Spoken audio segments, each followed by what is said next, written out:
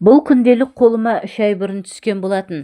Қалай, қандай жағдайда қолыма түсті, ол жағы маңызды емес деп ойлаймын. Бастысы осы күнделікке жазылған әңгімелерді дәлірек айтсам, оқиғаларды сол қалпында сіздердің назарларыңызға ұсыну. Кім білсін, бұл күнделікте жазылған боямасыз оқиғаның кейбір кейіпкерлері осыны оқитында болар.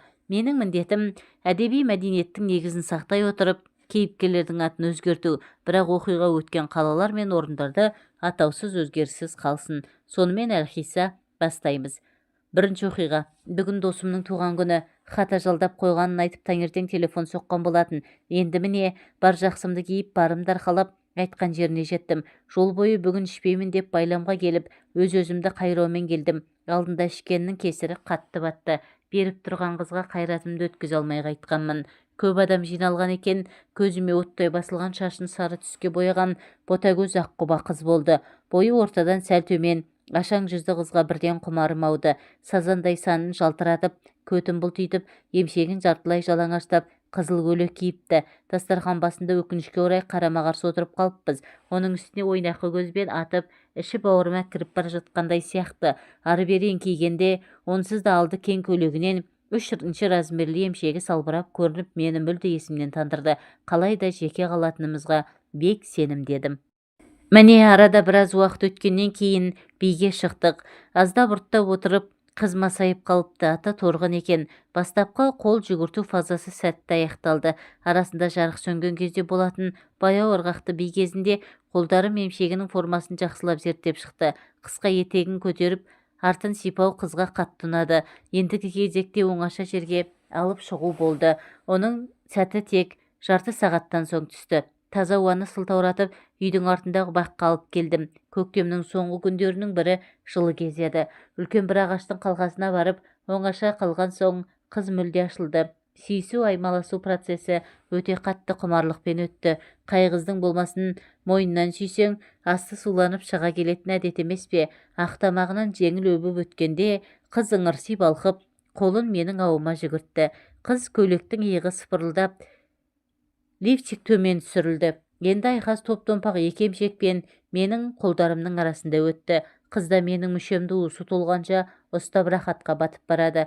Бір қолыммен келте етектің астына салдым. Трусидің сыртынан жеңіл сипап, сосын барып бір жағын сәл түріп, клитордан сипадым. Бір қолыммен емшегін қысып, екіншісінің сосогымен тіліммен қытықтап жатырмын.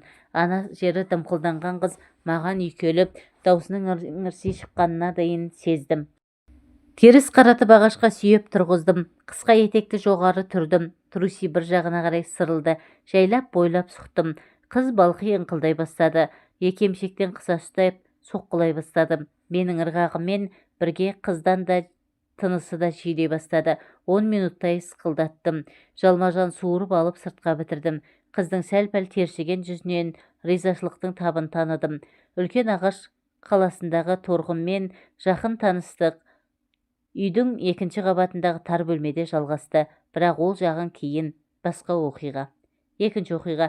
Жоғарғы қарай көтерілгенім есімде жоқ. Бар білерім балтатыған еріндердің дәмі, алкоголь араласқан қыз құмарының иісі. Басым айналған соншалық, төменде дүрсілдеген музыкада әсер етпейді. Бар есіл дертім Торғынды тар төсекке аунату. Төсекке жетпей жатып, суланған труси шешілді. Көйлек те жартылай сыпырылған қалпы төмен сырғыды. Бірақ лифчикпен біраз алысуға тура келді. Қара киген екен, біраз қинады мені. Қыздың мойнынан аймалай жүріп, оны да шештім. Қыз бүкіл денемді жалап, төмен сырғығанда өзімнің де лыпасыз тұрғанын аңғардадым. Қыз баяу төмен сырғып, қолапандай мүшемді аялай бастады. Жұмыртқаларымды бірінші көргендей алақанды ойнатты да қатайған мүшеге ауыз салды. Бір сорғаннан жұлын тұтаммен рахаттың не екенін сезгендей болдым. Шашымнан умаждай ұстап жабайы рахатқа батып, қанша тұрғанын білмеймін. Көзімді әрең ашып төмен қарасам, қыз қомпылдатып сорып жатыр екен. Енді сәл кешіксем, қыздың аузына бітіретін түрім бар. Торғынды қақалдырмай тұрғанда ұрғылайын деп жоғары тарттым. Төсекке құлай кеттік. Аузына берген аздай енді кемшектің арасына қоптырғым келді. Торғын шалқалай жатты. Ойымды бірден түсінген сияқты, үбілкен екемшектерін қыса ұстап ыңғайыма көне кетті. Мен қоптырып жатырмын. Аздан соң төмен сырғыдым. Қыз бұтын кең ашып шалқалай жатты. Шайлап кіргізіп изеңдей бастадым. Тағы деген торғынның балғын даусы мені одан әрмен елтеді. Осылай біраз соққылаған соң екі аяғын иық қалдым. Күн түймесі кеңінен ашылды. Түбіне дейін тығып қатты ұрғыладым. Екі қолым емшектерден босамайды. Ұзақ айдадым. Бұл жолы да мүшеқаптың жоқтығы білінді. Жалмазан суырып алып, ақ бұрқаншақты қыздың үстіне жібердім. Бәрі болып бояу сіңгесін. Ең бірінші ойлаған ойым бұл қыз қанша жігіттікін сорды.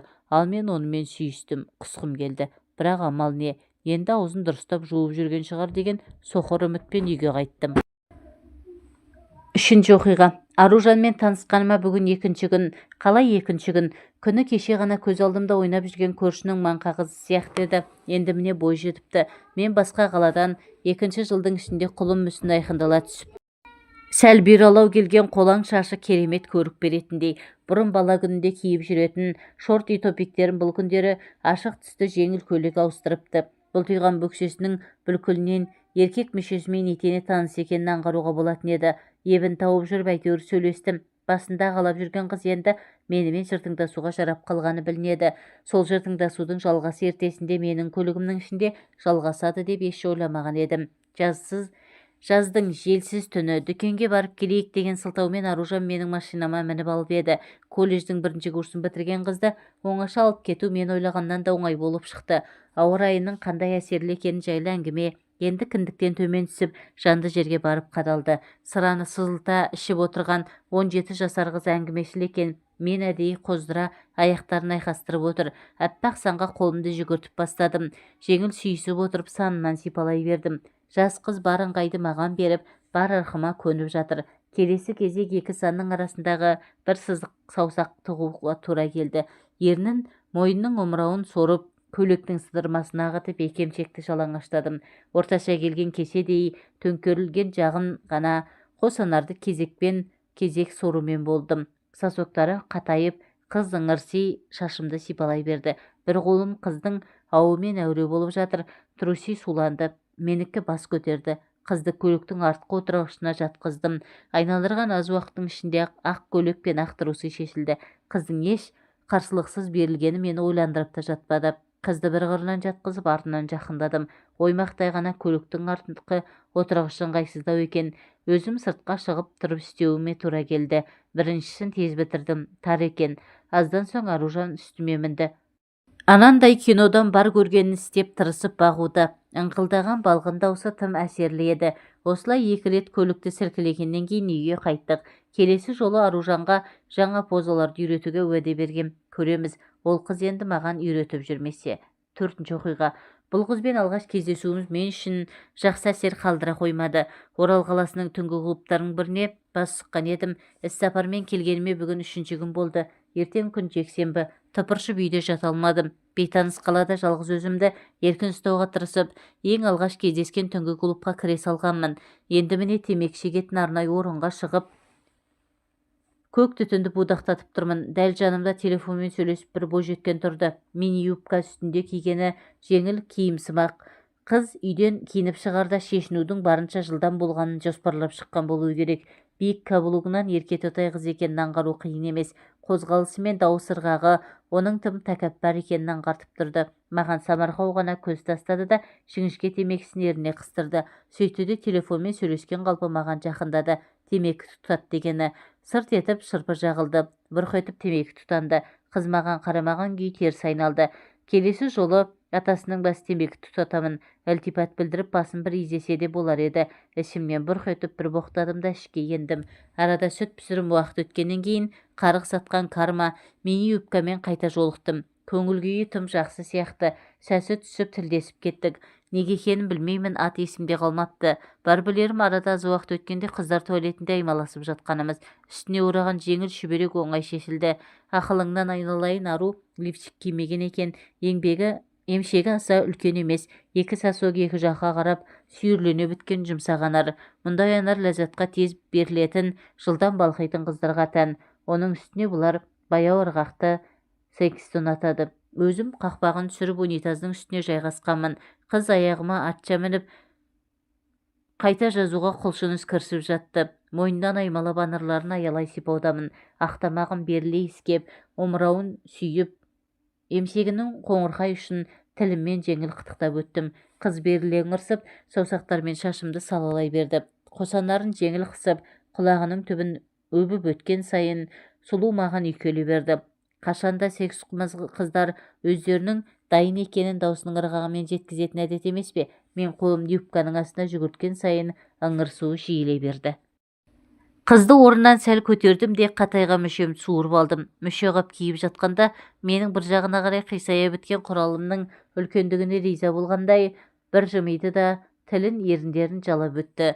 Торлана тігілген жеңіл трусиді бір жағына асырып қызды отырғыздым. Баяу ырғақпен қозғалудамыз. Мен ілгері кейін қозғаған сайын қыз бөксесін менімен бір ырғақта қозғалта берді. Анарын кезек сорумен аузым босамады. Құмарлықтың құдіреті ғой. Мен бітірбергенше сұлу ыңқылдап саусағымен клиторын беріле үйкелеп екі рет бітірді. Келесісін қызды талтайта тұрғызып артынан ұрғыладым. Бар күшімді салып ыңқылдатып жатырмын. Туалетке кіріп шығып жүрген кей қыздардың жыртың күлкісімен құмарлары оянып, есікке жақындап тың-тыңдап жатқанына қарамадым. Бір қолыммен анарын қыса ұстап, бір қолыммен клиторды оқалап тұрып айдап жатырмын. Қысқа юбка жоғары түрілген қыз бөксесінің өте әдемі екенін аңдадым. Мен ұрғылаған сайын бүлк-бүлк етеді. Қыз тағы 3 рет бітіріп үлгерді. Ыңырси шыңғырды. Жалма-жан аузын баса қойдым. Ол болса саусақтарымен сорып өліп барады. Пергілеген сайын шылп-шылп еткен дыбыстан қыздың бірнеше мәрте бітіргенін сезіп тұрмын. Өзім бітірер кезде құмарлана жылдам ұрғыладым. Қайта айдағаным соншалық өлердей боянған қыздың опа-дала бұрқылдап кеткен болар. Арқамнан тер шықты. Бәрін бітіріп кабинадан шыққан кезде 2-3 қыздың тесіле қарап тұрғанын байқап қалдым. Қыздар туалетінде өткен осы айқас сәтті аяқталды деп ойлаймын. Мен түннің сәтті өткеніне мәз болып шығып бара жатқанымда жаңағы қыздың бір бұйрабас жігітті туалетке қарай сүйреп бара жатқанын байқап қалдым. Жалпы адамның жаратылысы қызық қой. Туа бітті, бойымен бірге жаралған нәпсінің құпиясын шешу, ләззатты алудың қызығына таю еш мүмкін емес әрине. Жалпы алғанда еркек кіндік біткеннің бәрі көзбен жақсы көреді деген сөз бар. Бұл талассыз ақиқат. Әрине, әсіресе менің өзім жартылай жалаңаш қыз көрсем қозып кетемін. Ал нақтырақ айтсам, жартылай ашық кеуде мен қара қапрон киген қыз көрсем есім кететіні бар. Бұл жолы да сол әлсіздігіме жол бердім. Көлігім бұзылып, қара жаяу жүрген кезім, жұмыстан соң асықпай аялдамаға жақындаймын. Содан кейін итерісіп автобусқа кіресің, кептеліп 1 сағат тұрасың, әзер дегенде үйге жетіп талағылайсың. Жаяу жүрудің азабы осы. Осыны ойлап аяғымды әрең басып, аялдамаға келдім. Қара құрым адам, баяғы әдетімше қыздарды көзбен шешіндіріп, көпшілікті бір шолып шықтым. Әне, анау жерде талдырмаш келген жіңішке қыз тұр. Шамасы жұмыстан шығып келе жатқан болу керек. Көзімді еріксіз сырғытып оң жағыма қарадым. Пақ шіркін, көзіме оттай басылған шашын төбесіне түйген мойыл көзді, қара торы қыз болды. Ақ кофта, қара юбка, орташа биіктіктегі туфли бұл қыз кеңседе қызмет ететінін көрсетіп тұр. Қалың ернін жеңіл қызыл түске бояған, кірпігін тушпен қайыра көтеріпті. Талайды көрген сұлусың-ау шамасы деп ойладым ішімнен. Қалай таныссам болар екен? Танысудың сәті бірден түсе қоймады. Итерісіп сығылысып жүріп, сол мінген автобусқа мініп кеттім. Нәпсі шіркін естетпейді. Қыздан алыстамауға тырысамын. Ебін тауып қыздың артынан тақала тұрдым. Онсыз да қыздың сұлу мүсініне есім кетіп тұрған мен қасқа тақала түскен сайын асауым басын көтеріп дегбірім қашты. Ине шашар орын жоқ. Қаншама артқа сырғып, белімді аулаққа кетуге тырысқаныммен еш мүмкіндік болмады. Қатайған таяқтан тиген құралды қыз бөксесімен анық сезінді. Суық тер бұрқ ете қалды. Қыз тартымдылығын арттыра түсетін жеңіл әтір иісі де елтіп әкетіп, бір жағы бөксесін қадала тақалған құралдан ұялып, екі түрлі күйдің арасында әуре болдым да қалдым. Аз уақыттан соң нәпсі өз дегеніне жетті. Қызға тақала түсемін, байқаймын кетер емес сияқты. Бос тұрған қолыммен байқамағансып, қыз бөксесін сипап өтемін. Қыз үндемеген сайын батылдана түстім. Бір сәт демімді ішіне тартып, анарын қағып өттім. Ол жалт етіп бетіме қарады. Ойнақы жанарынан құмарлықтың жылт еткен ұшқынын қапысыз аңғардым. Ерінен жеңіл күлкі үйірілгендей болды. Жайлап қолымды алға жылжытып, қыздың белін құшақтағансыдым. Ұятсыз қол төмен сырғып, кіндіктен төмен жерін алақанмен бір аялап өтіп, қара юбканың етегіне барып тірелді. Ендігі сәтте саусақтарым жыбырлап еріксіз етекті көтермек болды. Қыз қолымды қағып тастады. Мен тынши қоймадым. Алға қарай ұмсына түсемін. Қыз да байқатпай маған үйкеле түседі. Бөксесін жоғары төмен қозғап мені мазақтаумен болды. Жол бойы ләм деп тіл қатыспадық. Танауын тескен торпақтай боп қыз түскен аялдамадан мен де түстім. Сүмеңдеп еріп келемін. Қыз артына бұрылатын емес. Подъезге жеттік. 5-ші қабатқа көтерілдік. Қыз есікті ашты. Мен де соңынан ендім. Қызық, ішке ене бере қыз маған алғаш болып тіл қатты. Есімімді сұрады. Ұятсыз екенімді айтты. Сөйтті де шапалақпен бір салып жабыса кетті. Аймаласу, сүйісу, ләззаттың әсерлі буы басыма шапты. Басым айналып жүріп, ақ кофтаны жұлмалап жатқаным есімде. Қара юбканы лып еткізіп шешіп үлгердік. Екеулеп жүріп капроннан да құтылдық. Лыпасыз қалғанша аймаластық. 40 жыл төсек көрмеген адамдай жұлмаластық. Қызды керегеге тақап, бір аяғын көтере бере сұққан кезде есімді толық жиғандай болдым. Оның ақ еткен даусы шықты. Ары қарай белімнің бар күшін жиып изеңдей түстім. Қыз менен ұзындау еді. Түбіне дейін тыға алмай әуреге түстім. Келер мезетте қыздың екі аяғын көтеріп істеуге тура келді. Аз көп істегенім есімде жоқ. Белімнен басталған тәтті сезім жұлын тұтамды бойлай жүріп басыма тірелді. Керемет сезіммен бірге ақ қайнар бұрқ етіп қыздың ішіне кетті. Жабысқан қояндай біраз тұрдық. Қатты терлеген екенбіз. Демімді басып бетіне қарадым. Маған бірден айтқандай болды. Түсінбедім, бәлкім естімедім. Бар білерім, енді сәтін салса, қарнымызды тойдырып қыз төсегінің сапасын сілкіп тексеру еді. Ол енді келесі оқиға. Аты Нұргүл екен. Манадан бері құмалақтың боғауымен жүріп, жүзіне дұрыстап зер салмаған екенмін.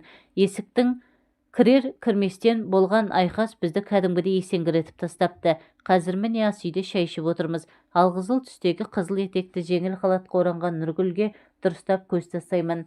Бағанағы керегеге жабысан қылдасқан Нұргүлге еш ұқсамайды. Кең маңдай, ойнақы көз, шырын ерін. Көрген жігіт бұл қызды бірден ажарлы деп табар еді. Сұлу емес, ажарлы, көрікті емес шығар, бірақ көркем, жанары тым өткір екен. Өжетсің-ау дедім ішімнен. Ежелгі түмен басыларының қатындарын ұқсаттым. Бәлкім тік отырып, еркін сөйлейтін болғандықтан шығар, қайдан білейін. Тәптіштеп ешнәрсе сұрамады. Бар болғаны тасағымның ұзындығын айтып болмашы жымиды. Алқызыл халаттың омырауын бос тартылған, қосанарының түгелдей дерлік анық көрінді. Төңкеріле біткен алмұртқа ұқсаттым. Мұндай анар төсекте өзін еркін ұстайтын қыздарға тән. Ұштары қоңырқай үлкен, ләззат құмарлығын танытып тұрды. Аяқтары түп-түзу, сандары толық болмаса да тартымды. Аяғын айқастаура отырғаны мені қайтадан ойымды елтіп әкетті. Ішіп жеп өліп отырғанны байқап қалды да, аяғын наздана көтеріп, менің бұтымның арасына тықты. Қатты итермей, мүшемді табандарымен үйкелей бастады. Шалбарымды кере түсіп, құралым көтеріліп келе жатты. Келер сәтте шағын ғана бөлмедегі ағаш төсектен табылдық. Менің шалбарым оңай шешілді. Нұргүлдің үстіне құлай бере бірден ашылып қалған қосанарға ауыз салдым. Бірін уқалап, бірін сорып, қыздың ақ еткен даусын естігім келген. Қыз қолын ауым жүгіртті. Тынымсыз тартқылап, есі кетіп ыңырси түсті. Бүкіл денесін аймалап, жайлап төмен сырғыдым. Кіндігін қытықтай түсіп, одан әрі төмен сырғыттым. Қызды тоңқайта тұрғызып артынан итердім. Ұзақ, қаттырақ, шашынан тартқылап, ұрғылаған сайын делебем қоза түскендей болды. Қыз төсектің басына жабысқан күйі ыңқылдап ырқыма көне берді. Қыздың ышқына түсіп бітіріп қойғанына да қарамадым. Одан кейін қыз үстіме шыққан есімде, қос емшегі солқ-солқ өтіп үстімде жарты сағаттай секіргіледі. Таңға жуық үстіне бір мініп түстім. Нұргүл ұйқысырап қала берді. Жұмысқа ерте тұрып кеттім. Келесі жолғы кездесуіміз бұдан да жалынды өтетініне сенімді едім. 7-ші оқиға. Бәрі ғаламтордағы таныстықтан басталды. Жеңіл әзілден басталған флирт уақыт өте келе төсек тақырыбына ойысты. 15 жасар қыздың бұл тақырыпқа еркін көсіле сөйлеген мені таңғалдырды.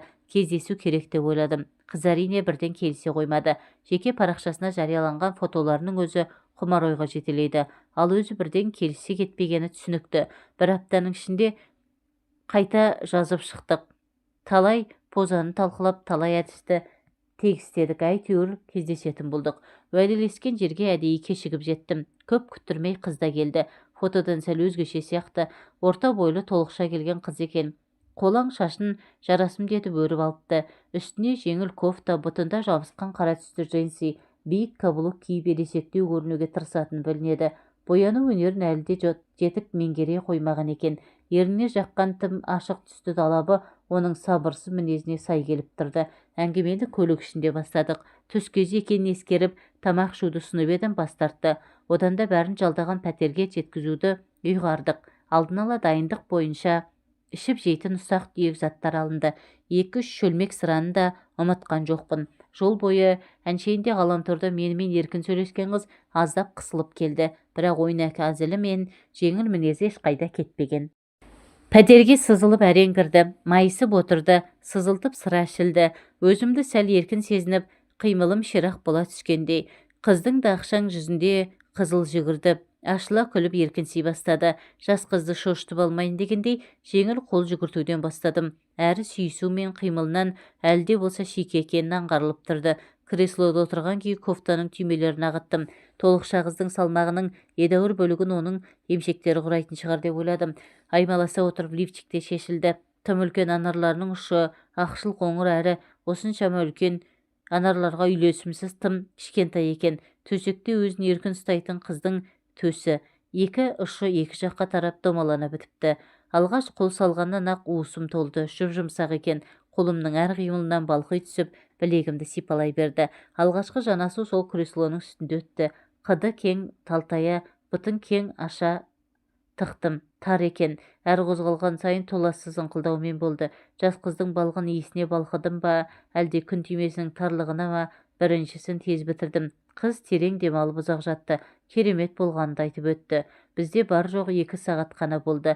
Жас қыз үйіне тез қайту керек. Сол себепті де қызды ішімен жатқызып, аңқылдата итерген уақыт тез өтіп кетті. Кетер кезде мен 3-ші жігіт екенін де айтуды ұмытпады. Ал мен болсам, қай ондықтың 3-ші екенмін деп ішімнен ойлап басымды шайқап қала бердім. 8-ші оқиға. Түн. Оның ыстық демі тұла бойымды балқытып жатты. Қалыңда толқынды шашы денемді желпейді сипап өтті. Ерні тиген жері алаулай қызарып, жылын тұтама тәтті сезім билеп жатыр. Астымды балқыған сұлудың жеңіл ырғаққа елі де ыңырсығаны оның әр тамыр соғысымен астасып жатты. Ішімді жандыра күйдіре шыққан тәтті сезім бұтымның арасынан ақбұрқаншақ болып атылады. Оның құмарлықтан өз бойын билей алмай, құмарлық пен рахат сезімдер араласа шыққан даусын ести бере үстінен тала құладым. Алқына демалып жатқан ол бетіме қарады. Баяғы мені тәнті еткен әнтек жымиыс, ағмаржан тістерін түгелдей көрсете жымиып, шашын сипады. Әр демалған сайын орташа нары баяу қозғалады. Темекі тұтанды. Қолқаны қаптыратын көгала түтін теледидардың жарығымен анық көрінді. Мен Семейге кеттім деп айтқам деді. Мен үндемедім. Орнынан көтеріліп қасыма жанаса отырды. Наздана майысып иығымнан жеңіл өбіп өтті. Неге үндемейсің, әлде мен қызғанасың ба? Зорлана жымидым. Қызғанбаймын, жаным ашиды деген соңғыла ой көкейімді бір тіліп өтті. Сыртқа шығарып айтпадым. Той жасаудың әуресі көп екен. Кейде уақыт болмай кетеді. Иә, қиын деп тап бір күнде той жасап жүрген адам ұқсап. Майыса көтеріліп, дәл алдым келді. Шашымды саусақтарымен салалай сипап, жүр деген ишара білдірді. Қолмен жетектеп душқа алып келді. Сызылып төбеден аққан су денемді соншама жайлылық сыйлағандай болды. Бағанағыға қарағанда денем салқындап қалған сияқты. Оның денемді, мойнымды аймалай сүйгені дәл төсектегідей әсер қалдыра алмады. Тек оның жұмсақ алақаны жұмыртқаларыма тигенде селт еткендей болдым. Анарын қолдарыммен қатты қысып, тіліммен мойнын қытықтап, осылай істегенді жақсы көретін еді. Келер сәтте белінен орай құшақтап бір қолымен күн түймесін бір сипап өттім. Мүшемді бір аяғын көтере талтая тұрып өзі кіргізді. Сылт едіп кірді. Солқ еткізе соғып, шылп-шылп айдай бастадым. Оттай күйдірген ыстық дем менің ырғағыммен бірге күшейе түсті. Қалай ойлайсың, бұл біздің соңғы кездесуіміз бе? Қыздың сұрағына қапелімде жауап таба алмадым. Мүмкін, ал менің тағы да кездескім келеді, деді наздана. Ал сен ше, кездескің келе ме? Жоқ, сен жақында тұрмысқа шығасың, дедім тістене. Ол үндемей қалды. Сосын маған тіктеп қарады. Тұман жанарынан еш нәрсе оқи алмадым. Сен оны танымайсың ғой, деді. Сәлден кейін ол бейшараны не үшін тануым керек деген ой келді. Киініп жатып сөзін жалғады. Ол сен сияқты оңбаған емес, ал сеннен мен осы уақытқа дейін ұсыныс күткен едім. Мен үндеген жоқпын. Ол киініп бітті. Сөмкесін қолына алды. Кетуге ыңғай танытты.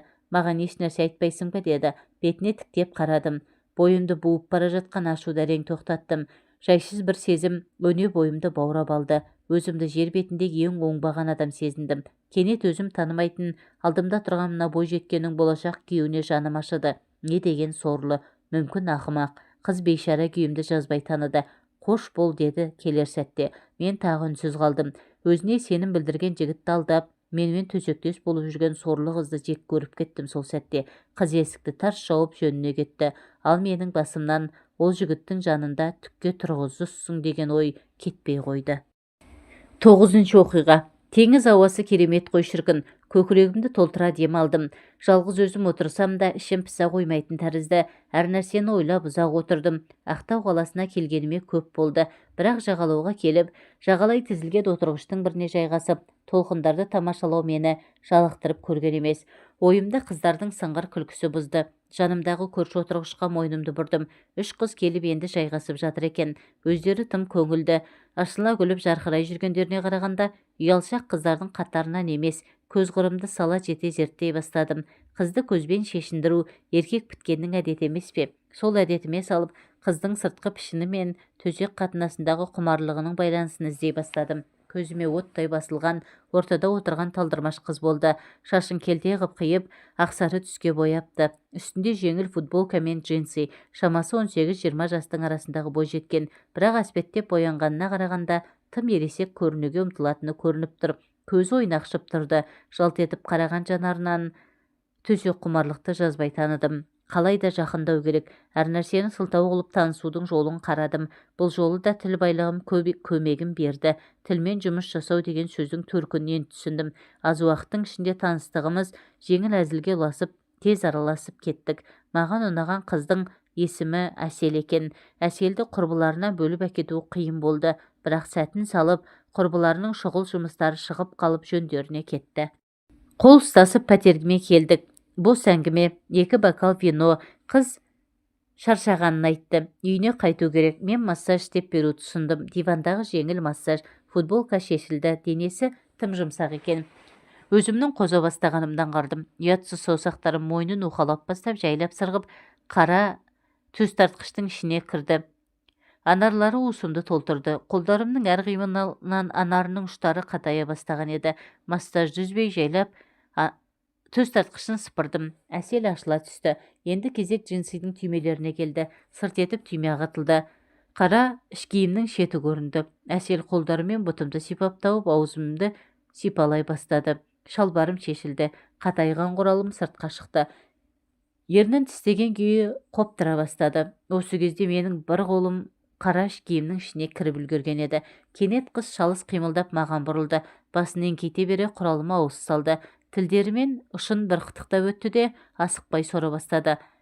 Бітіп қоюға шақ қалдым. Өзімді әрең ұстап, қыздың ана жерімен ойнауды тоқтатпадым. Қолыма құса ұстаған мүше қапты аузына кигіздім. Сөйтті де үстіме мініп, лып еткізіп кіргізді. Бөксесін ырғай қозғалды. Мен болсам қос емшекті қыса ұстаған күйі тез бітіп қоймас үшін тістендім де қалдым. Келер сәтте қызды оң жағыма аудара бере тоңқайта тұрғыздым. Қызды әкке екен. Артын ыңғайлап жоғары көтере тізерледі де басын жастыққа қойды. Ыңырана тығып ұрғылап жатырмын. Қыз ыңырси түсіп бір қолмен сызығының үстін уқалай бастады. Әр ұрғылаған сайын даусы күшейе түсті. Енді өзімді ұстау еш мүмкін емес. Түбіне дейін тақай тығып тырыса бітірдім. Бір сәтке бойымды тәтті сезім билеп өтті.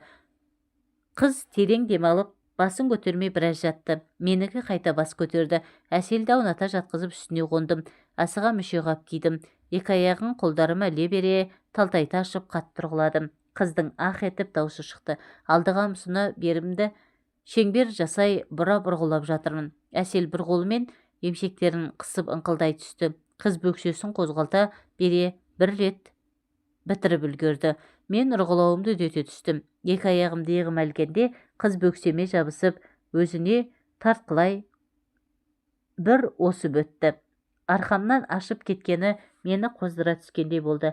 Аяғым бір жаққа асыра қапталдай жатқызып айдай бастадым. Қыз құмарлықтан бойым билей алмай шыңғыра бастады. Мен де итеңде безеп емірене бітірдім. Душқа асығыс түсіп шыққан Әсел үйге асықты. Күн батпай жетіп алмаса айқай болатынын айтты. Ал мен келесі кездесуді асыға күтетін болдым.